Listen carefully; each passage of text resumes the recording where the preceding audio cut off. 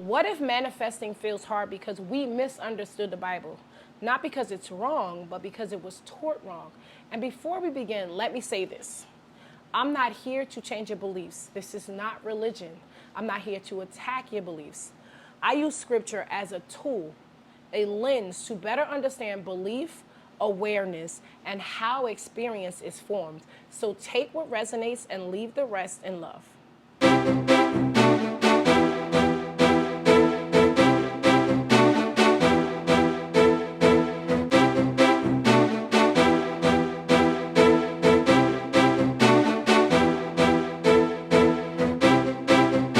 The Bible still holds wisdom. After 2,000 some odd years, it still holds wisdom. And today we are going to discuss some of the verses that still empower us deeply right now. And at the same time, over time, parts of the Bible were removed, altered, or taught without context. And when that happens, something that was supposed to guide us now confuses us. And when the foundation is misunderstood, everything built on top of it starts to feel harder. Manifestation feels forced. Awareness feels distant.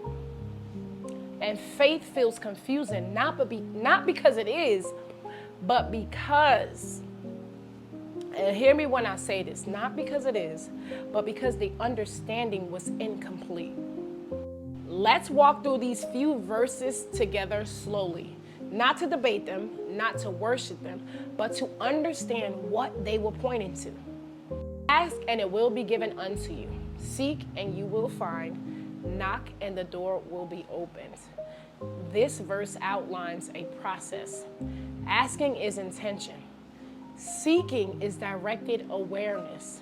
Knocking is sustained belief. This was never about begging or waiting. It's about alignment. Manifesting isn't magic, it's awareness held consistently. Daughter, your faith has made you whole. Notice what was said and what wasn't said. He didn't say this moment healed her. He didn't say someone else decided for her. He said your faith.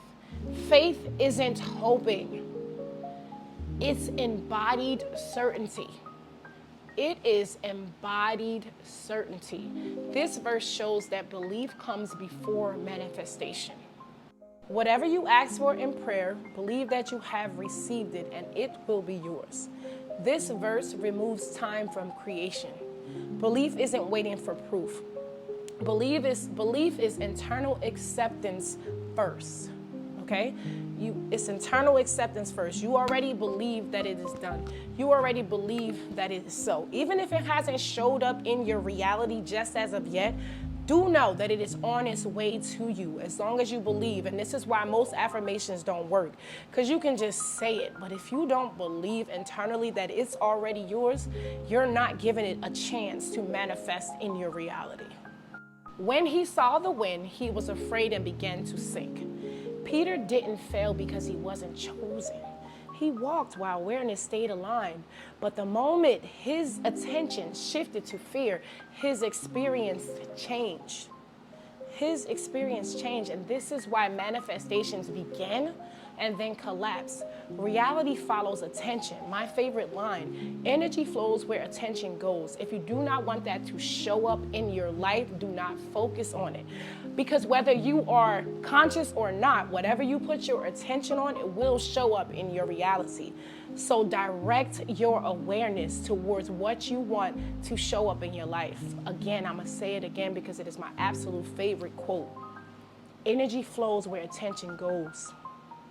And God said, let there be light, and there was light. Creation followed spoken word. Words weren't descriptive, they were directive. Language shapes experience.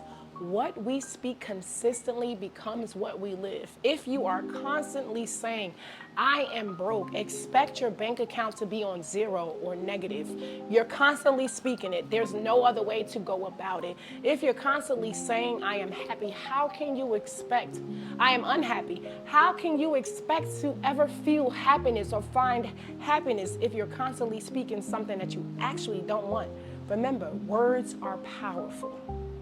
And once this understanding settles in, and it will, give it time, something deepens. Manifesting becomes clearer, awareness deepens, and awakening feels natural. Not forced, not religious, just understood.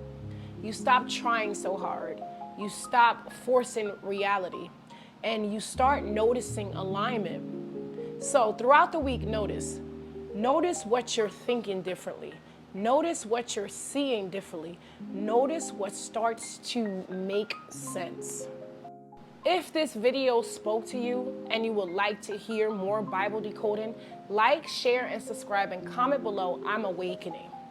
And don't forget, catch us live every Saturday, 7 p.m. Central Time, where we talk about what changed for us during the week. And we open the floor for Q&A. No questions are off the table. I look forward to seeing you all throughout the week. Have an exceptional week, and it is so.